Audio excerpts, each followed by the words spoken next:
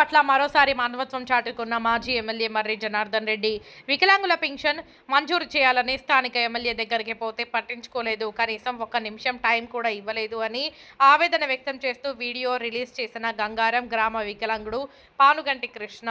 ఆ video social మీడియాలో viral కావడంతో మాజీ ఎమ్మెల్యే మర్రి జనార్దన్ రెడ్డి చూసి వెంటనే స్పందించి వికలాంగుడు కృష్ణకు ప్రతి నెల 4,000 రూపాయలు తన సొంత డబ్బులు అందజేస్తానని తెలిపారు.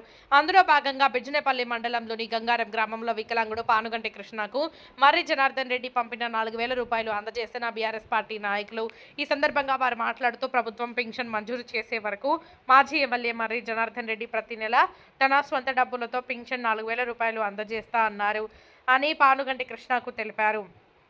తన వీడియో సోషల్ మీడియాలో చూసి తనకు అండగా నిలిచిన మర్రి జనార్దన్ రెడ్డి ఎల్లప్పుడూ రుణపడి ఉంటానని కృష్ణ తెలిపారు. గతంలో తాను కింద పడ్డప్పుడు ఆపరేషన్ చేయించాడని, తనకు చాలాసార్లు మర్రి జనార్దన్ రెడ్డి ఆర్థిక సహాయం చేశారని తెలిపారు.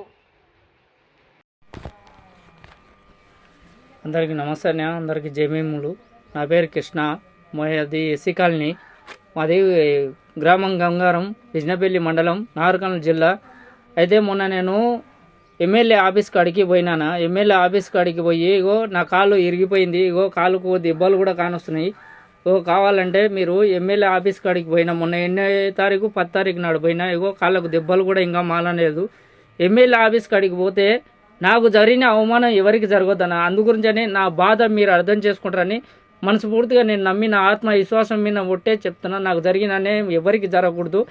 నగర కర్నూలు ఎమ్మెల్యే సారు కనీసం ఇగో గీన మా నాగర్ ఎమ్మెల్యే సారు ఇగో మీకు కానొస్తలేడో మీకు కానొస్తాడు, క్లారిటీగా కానొస్తాడు ఆయన మంచిగా.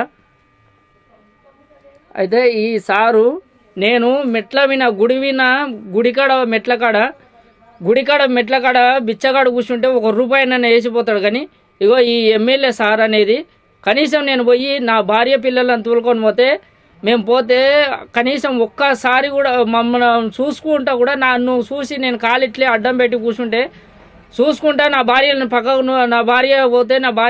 నుకేసిండు.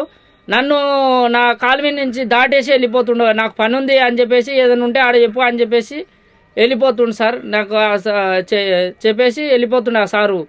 ఏం చేయాలి, నా పరిస్థితి ఇట్లా ఉంది, ఇగో నా కాళ్ళకు దెబ్బలు, నా కాళ్ళకు ఇట్లా ఉంది. మా కార్యకర్తలేమో ఎవరు పట్టించుకుంటలేరు నన్ను. ఇగో నాకున్నది ఇగో ఇదే గుడిసె, నాకున్నది ఇంకా ఈ గుడిసెనే, ఈ గుడిసెకు తప్పించి ఏమీ లేదు నా దగ్గర. ఇగో ఉన్నది ఈ గుడిసె నాది, అది ఉన్నది గుడిసె. కనీసం అంటే నాకు ఇన్ని సంవత్సరాలు అవుతుంది పింఛన్ గురించి అడుగుదామని పోయినా. పింఛన్ గురించి అడుగుదామని పోతే ఆయన నా కాలు మీద నుంచి దాటేసుకుంటా పోవడానికి వీలైంది. కానీ నా కోసం ఉండి ఆయన కోసం ఎన్నో మీటింగ్ పెడితే మనం ఆటోల్లో బస్సుల్లో ఎన్నోనో దానిలో పంపిస్తే మనం పోయి ఎన్నో గంటలు ఆయన వస్తున్నాడని చెప్పేసి గంటలు తరబడి వెయిట్ చేసి ఆయన కోసం ఆయన చెప్పింది వింటాము మనం. కానీ నా పరిస్థితి చూసి కూడా ఆయన నా కాలు అడ్డం పెట్టి కూర్చున్నా సార్, అడ్డం పెట్టి కూర్చున్నా సార్కు అడ్డం పెట్టి కూర్చున్నా కూడా ఆయన దాటేసుకుంటా పోయిండు. అంటే నాకు జరిగిన అవమానం మీకు ఎవరికి జరగకూడదన్న నేను ఈ వీడియో ఎవరికి వ్యతిరేకంగా అనేది పెడతలేను. నా మనసు చాలా బాధ అనిపిస్తుంది. నాకు జరిగిన అవమానం ఎవరికి జరగకూడదు. ప్రతి ఒక్క ఊరికి, ప్రతి ఒక్క జిల్లాలో కానీ ప్రతి ఒక్కరికి ఎవరికి జరగకూడదన్న మీ కాలు మొక్త అందరికీ, మీకు తెలిసిన వాళ్ళకు అందరికీ అందజేయండి. ఎవరికి జరగకూడదన్న, నాకు జరిగిన అన్యాయం ఎవరికి జరగకూడదు. మా ఊరికి కార్యకర్తకు ఫోన్ చేస్తే ఆయన వాడు చెప్తే అయినాడు, వాడు మెంటలోడు అని అంటుండు. నేను మెంటలోనైనా సరే, నేను మెంటలోనే. ఇగో నా బాధ ఇట్లా ఉంది. నొప్పి ఉన్నోనికే తెలుస్తుంది బాధ అనేది ఏంది, నొప్పి లేనివానికి ఎవరికి తెలియదు. అందుకనే మీ అందరికీ మనస్ఫూర్తిగా నేను చేతులెత్తి దండం పెడుతున్నాను. నాకు 2 పిల్లలన్న, 2 పిల్లలలో ఒక పిల్ల చదువుకుంటుందన్న, ఒక పిల్లవాడు చదువు బంద్ చేయించినాను. వాడికి వయసు 14 సంవత్సరాలు. వాడిని ఇప్పుడు ఏడో పనికి పెట్టుకోవాలన్నా పనికి పెట్టుకోవడానికి లేదు. నాకు అమ్మనైనా సంపాదించిన భూమి కూడా లేదు. మనస్ఫూర్తిగా మీరు అందరూ దయచేసి ఇదే వీడియో అందరికీ షేర్ చేయండి.